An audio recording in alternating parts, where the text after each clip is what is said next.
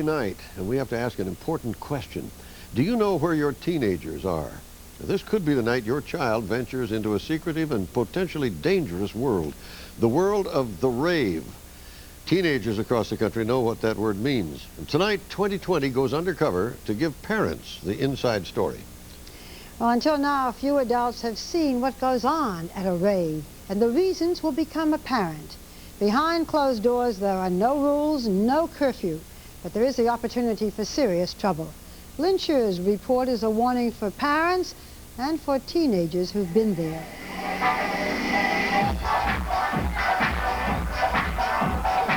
You walk in there and your whole body's just beat. It's such a good feeling. It's really like going to another world. It's a trip. It's fun. Something to do. To go out and have fun and dance. They call it a rave, and it's the latest kid craze. Millions of youngsters as young as age 10 flock to secret locations to party and dance through the night. That's all night long, often till 8 or 9 in the morning. It's just a bunch of people getting together having a good time. It sounds innocent, but beneath the laser lights and loud music, America's youth are rebelling in a new and dangerous way. It's like anarchy for like a night. And chaos fueled by blatant, brazen drug taking. Raves are happening in cities and small towns, in farm fields and abandoned warehouses, after-hours bars or clubs, anywhere that's far from adult supervision. The result is sometimes outrageous and risky behavior. Like this firewalk outside a rave in Texas. By their own report, the teenagers were tripping on LSD at the time. John, age 23, organizes raves for a living. To me, it's a dance party, and that's what I tell kids. You may not have heard the word rave, but young people find out about them through a network of secret passwords. There are even rave sites on the internet. One of the reasons kids like to keep them underground and away from the prying eyes of parents and police is the widespread drug use. Raves have become a haven for drug taking with a dance beat. You cannot go to a rave without finding drugs. This young man should know. Now a confidential police informant, he used to earn a living dealing drugs. And for him, there was no better place than a rave. His profit? Almost $4,000 a night. Raves, for me, as far as selling drugs, were like holidays. Often he would sell out long before the rave was over, the demand for drugs exceeding his supply. He says most kids were buying. If you go to a rave and you are not on ecstasy or some other kind of drug, then you kind of stick out like a sore thumb. You're an endangered species. To see this world for ourselves, 2020 attended some raves with a hidden camera. At an event in Newburgh, New York, thousands of kids arrived in cars with license plates from 8 different states, some as far away as Vermont and Virginia. We didn't even get near the door before we were approached to buy drugs. What you got? You want some X? Acid, special K? You know I got that too, right? You do? Yeah, talk to me. Translation: X, or E, is for ecstasy, an amphetamine-like drug to stay up all night and dance. Acid is LSD, to hallucinate. And special K is ketamine, snorted by humans, but used by vets to anesthetize animals. It's very hard to go to a rave and not use drugs. The peer pressure to take these drugs in this environment is just profoundly strong. Dr. David McDowell is a psychiatrist who has studied ravers' drug use at the scene. His results are startling. What was it that shocked you most when you first went to a rave? Over 70% of the kids said they were on drugs at the time. Does the youngster going to the rave take one drug, several drugs? Several. What's the several drugs? Many of these drugs are addicting, and many of them have terrible side effects and can lead to tremendous devastation, both personally and biologically, down the road. What's the difference between getting drugs on a street corner and at a rave? When we asked kids where had you had your first drug experience, they uniformly said at raves. When we said, are you more likely to use drugs at raves than outside of raves, they said yes. I think that this is, and this is one of the dangers of it, is it's a place of initiation. Everybody's just there and they just accept each other. And that's we gathered a group of young people together to talk to us about the rave phenomenon. While some say they don't use drugs, this group of suburban kids gave us a pretty good idea of what's going on at the all-night dance marathons. How common are drugs Doug, at the raves? Pretty common. Can you get anything you want? Ecstasy, acid, K. Tell me about the feeling of ecstasy. Is it a high? Is it a buzz? It's just like a tingle through your whole body. Might feel like there's a fuzz across the whole outside of your body, like styrofoam almost. Is that a feeling you want to have? If we gave you E right now, you'd want another one. I guarantee it. If, like, anyone who's anyone that I know that does E or has ever done it likes it.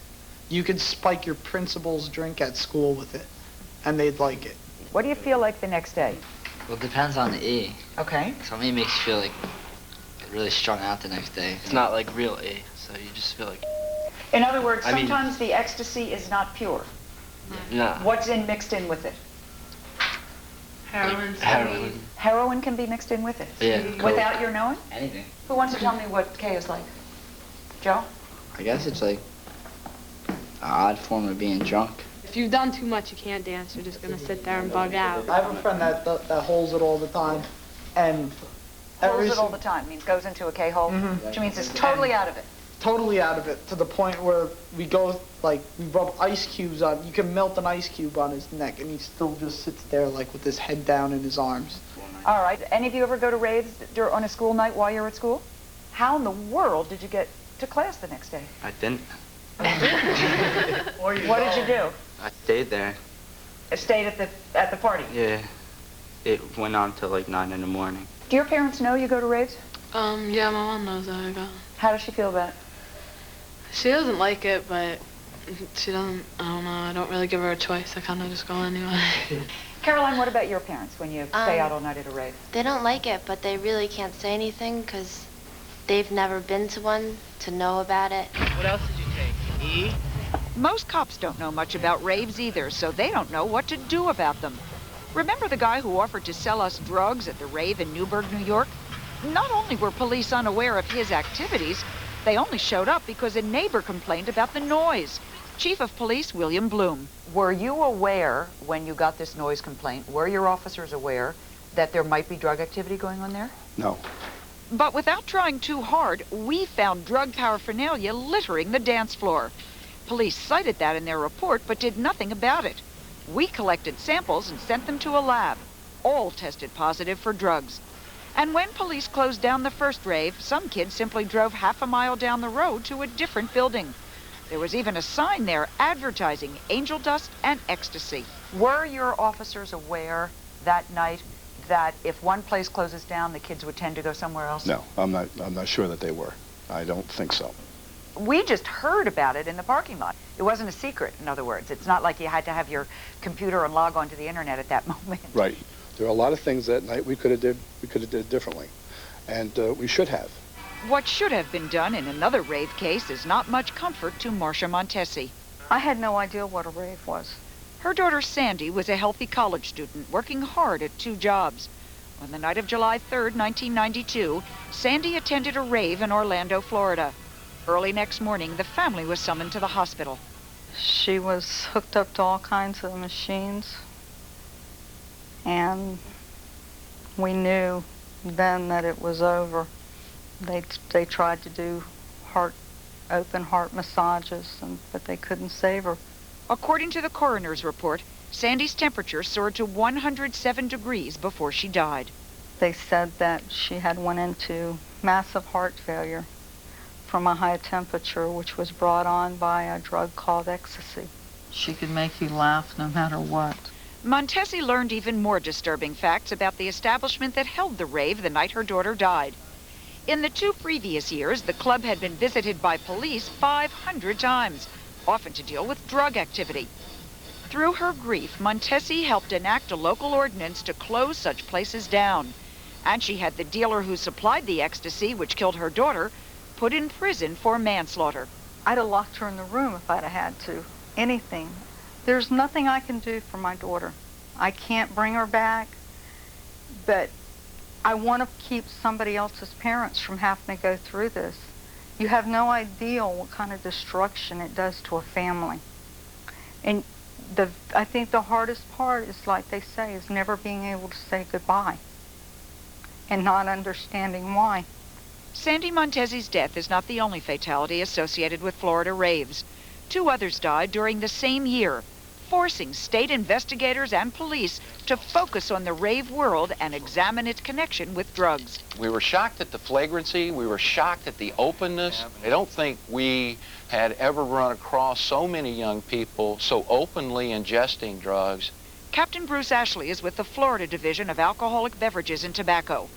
Raves here are so popular, they've moved into mainstream bars and dance clubs. The promoters are kids, and they're renting halls, and they're renting clubs. Check them so they're not wanted. Ashley and the police started infiltrating the rave world and making arrests. Now Florida's ravers are on the run. He helped put this place out of business. This establishment, we had documented that a 10-year-old had been in attendance at raves at this location, but we found young people from the age of 13 to 18, some of which would be passed out on chairs or sofas in this establishment. Security personnel, promoters, DJs would just walk by them and ignore them. Hey, don't let him go to sleep, man. At another Florida rave under police surveillance, a young man had overdosed in the parking lot and seemed lifeless. Luckily, Orlando narcotics cops spotted him and without blowing their covers, called for an ambulance. The young man, who other ravers said had mixed heroin with another drug, was saved. Sandy Montesi wasn't that fortunate. Her mother has advice for parents of other young people. We need to stop the raves. It's not a dance. It's not a safe place for your kids. Do anything. If your child insists, go with them. And then you'll find out your child doesn't want you there because they know what is really going on. It sure is a problem, Lynn. Now, what is the difference between these raves and the old disco scene? They had drugs there, too. Indeed, and that's the perfect question. What the experts tell us is that the difference is in these drugs, which are really out of control. These are the so-called designer drugs. They are being made, put together in someone's basement, and heaven knows what is in them. So that's the real problem. Medley like it. Yeah. How widespread is the rave? Well, it's all over the world. I mean, I must tell you, I just got back from South Africa, and people there were complaining about it.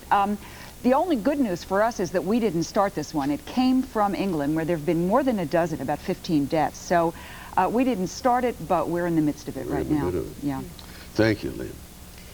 Oh boy, I'm glad I no longer have a teenager. Next, an illness that's rarely talked about.